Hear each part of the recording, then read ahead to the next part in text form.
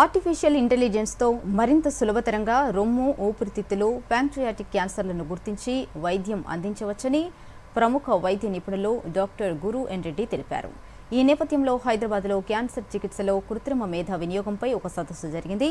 ఈ సదస్సులో డాక్టర్ గురు ఎన్ రెడ్డి మాట్లాడుతూ ఏఐని ఉపయోగించి క్యాన్సర్కు సంబంధించిన పలు వ్యాధులను సత్వరంగా గుర్తించి చికిత్స అందించే అవకాశం ఉందన్నారు. దీంతో క్యాన్సర్ మరణాలు తగ్గించడమే కాకుండా వైద్యానికి అయ్యే ఖర్చులు చాలా వరకు తగ్గుతాయని తెలిపారు. క్యాన్సర్ చికిత్సలో ఆర్టిఫిషియల్ ఇంటెలిజెన్స్ వినియోగం వైద్య రంగంలో అసలైన గేమ్ చేంజర్ అన్నారు.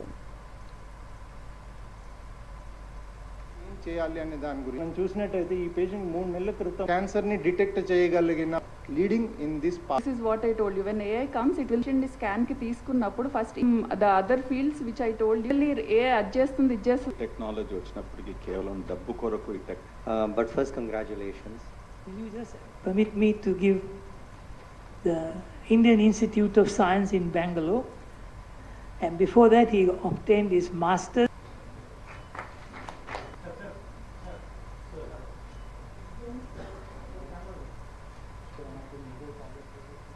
ఏఐ టెక్నాలజీ క్యాన్సర్ డయాగ్నోసిస్లో అది ఎలా ఉపయోగపడుతుందనేసి మేము ఈ కాన్ఫరెన్స్ పెట్టాము.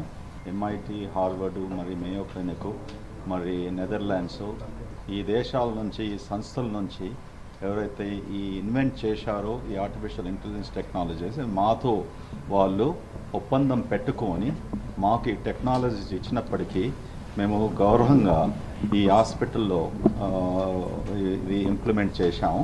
దీనివల్ల ఏమవుతుందంటే ప్రజలకు అతి తొందరగా, అంటే క్యాన్సర్ రాకముందే మనం క్యాన్సర్ విధానాలు ఈ టెస్ట్లో మనకు కనపడతాయనేసి అటువంటప్పుడు కనపడినప్పటికీ వీళ్ళకు స్పెషల్ ప్రికాషన్స్లో పెట్టి ముందు క్యాన్సర్ రాకుండా ఏం చేయాలో అనేసి మేము అడ్వైజ్